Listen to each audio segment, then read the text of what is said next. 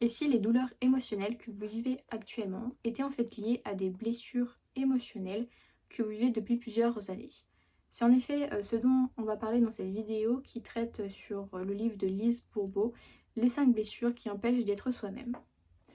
Donc en effet, l'auteure, elle nous présente 5 blessures, chapitre par chapitre, notamment en fait à travers des réactions et des comportements du coup qui sont liés à cette blessure, mais aussi à certaines caractéristiques qui sont liées à certains types de blessures, chose d'ailleurs qui est beaucoup plus controversée. Et en dernier chapitre, des méthodes pour remédier du coup à ces blessures émotionnelles. Donc elle met en avant l'idée, d'ailleurs dès le premier chapitre, que l'âme humaine a pour but de vivre des expériences jusqu'à ce que nous arrivions à les accepter et à nous aimer à travers celles-ci.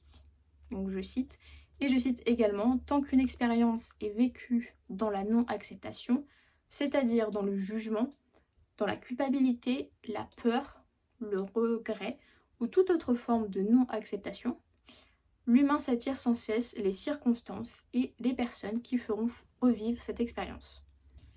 Donc concrètement, ça veut dire qu'à partir du moment où on ne le traite pas, les schémas relationnels, les schémas émotionnels dans lesquels nous sommes et qui entre guillemets nous font mal, nous portent préjudice, eh bien nous sommes amenés du coup à les revivre. Du coup ces schémas vont continuer de provoquer du coup des réactions ou des émotions disproportionnées en nous, ou des émotions qui sont non alignées avec nous-mêmes, notamment du coup c'est des blessures émotionnelles, puisque c'est le sujet. Et du coup si c'est important notamment déjà d'en prendre conscience, mais aussi du coup de faire en sorte de traiter ces blessures émotionnelles, notamment pour reconnaître en fait ce qui est bon pour nous de ce qui ne l'est pas, et d'essayer d'être en paix avec soi-même tout simplement. Donc l'auteur recense dans son livre notamment 5 blessures émotionnelles que sont le rejet, l'abandon, l'humiliation, l'injustice et la trahison.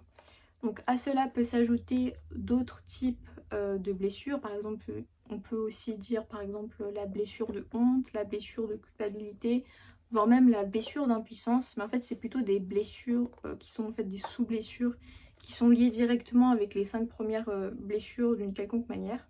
Les blessures ont souvent une origine qui est située pendant l'enfance, qui en fait qui provient notamment de schémas ou d'événements qui ont causé en fait en nous une réaction assez vive, des émotions assez vives, et donc du coup qui ont laissé du coup en fait une sorte d'empreinte émotionnelle en nous, donc dans notre psychisme, dans notre corps, et en fait ça va altérer notre façon de voir les choses. Donc quand par exemple on va quand on va revivre une situation assez similaire à ces schémas, à ces événements, et bien en fait nos pensées, nos perceptions, nos émotions, voire même nos réactions, nos comportements même, vont en fait passer à travers le filtre de la blessure. Et du coup la situation qui a enclenché, la situation, l'événement va provoquer en fait une réaction émotionnelle qui va être assez disproportionnée et qui va du coup résonner avec cette blessure. Et donc le mental en fait il traduit la réalité à travers le filtre de la blessure, ou à travers par exemple on pourrait dire que à travers les lunettes qu'on porte par exemple. Et donc du coup ça va être en fait on va pouvoir en fait inconsciemment projeter par exemple ce qu'on ressent, donc nos émotions, ou en fait vraiment notre façon de ressentir la situation dans les comportements des autres alors qu'il n'y a pas lieu. Et donc en fait pour remédier à cette blessure, en fait ce que fait souvent l'individu, ça va être de porter un masque. Et en fait ce masque, ça va se traduire notamment à travers des comportements qui sont un peu contraires à ce qu'en fait l'individu entre guillemets aurait besoin. En fait c'est un masque qui va viser à contrecarrer la blessure, ou du moins de pas vivre la blessure ou de la vivre en fait différemment. En fait, par exemple, une personne qui a une blessure de rejet va en fait avoir plus tendance peut-être par exemple à avoir, alors, pas nécessairement, mais il va peut-être avoir plus tendance à avoir des comportements assez évitants, assez fuyants, parce qu'elle ne veut pas du coup revivre le rejet, et en fait d'elle-même, elle peut avoir des comportements qui vont inconsciemment en fait rejeter les autres, ou même assez consciemment, justement pour ne pas revivre, ne pas vivre ce rejet. Par ailleurs, l'intensité du masque ou des comportements associés va différer du coup selon l'intensité de la blessure. Par exemple, je cite, plus la blessure est importante, plus tu en souffriras souvent, ce qui t'obligera à porter ton masque plus souvent. Donc en effet, déjà, une personne peut avoir par exemple plusieurs blessures émotionnelles, mais en plus ces blessures, elles peuvent être à des niveaux différents. Par exemple, elle peut avoir une blessure du rejet assez forte, tandis qu'elle peut avoir une blessure peut-être de l'abandon qui est assez basse. Et donc du coup, les comportements qu'elle va adopter, notamment dans son masque, vont être assez différents. Elle va peut-être plus adopter des comportements du masque qui va contrecarrer la blessure du rejet que des comportements qui vont contrecarrer la blessure de l'abandon, parce que la blessure de l'abandon est assez basse. Si vous voyez ce que je veux dire.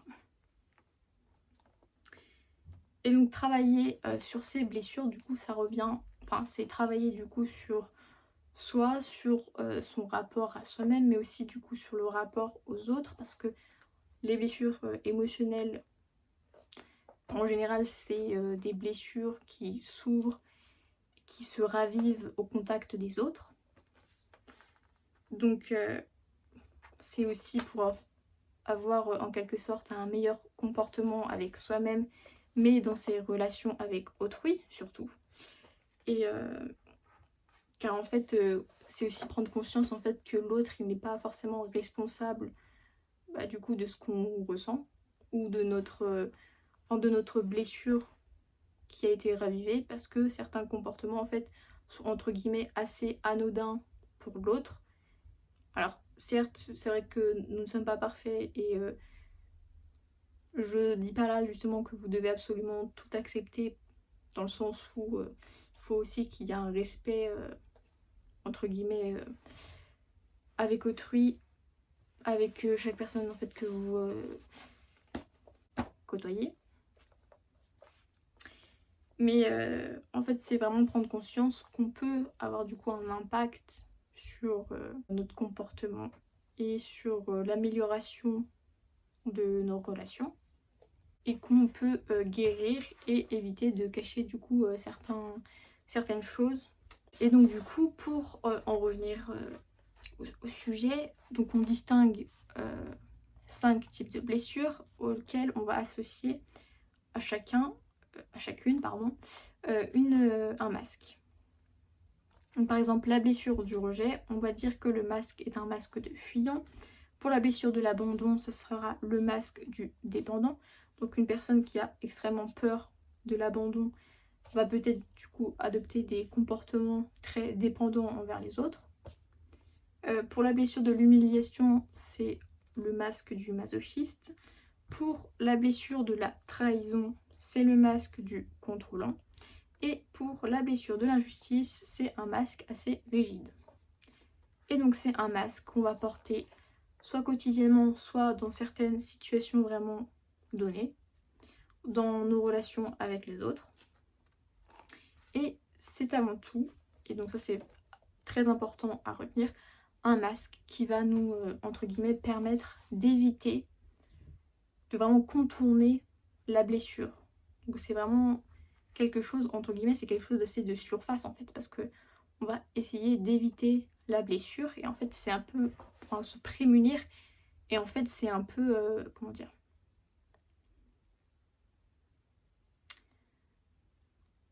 c'est un peu entre guillemets prédire ce qui pourrait se passer, alors qu'il n'y a absolument rien de concret qui puisse dire vraiment que ça va se passer. Par exemple, quelqu'un qui a une blessure du coup du rejet, donc on va reprendre cet exemple, va adopter par exemple un comportement, un masque fuyant, donc il va du coup éviter le rejet justement en étant quelqu'un de distant. Parce que quelqu'un qui être distant, il y a peu de chances en fait entre guillemets qu'il se fasse entre guillemets rejeter de manière directe parce que en fait il s'auto-rejette un peu lui-même, vous voyez ce que je veux dire? Et donc on se retrouve prochainement pour des vidéos sur chaque blessure et les masques qui y sont associés. Passez une belle semaine.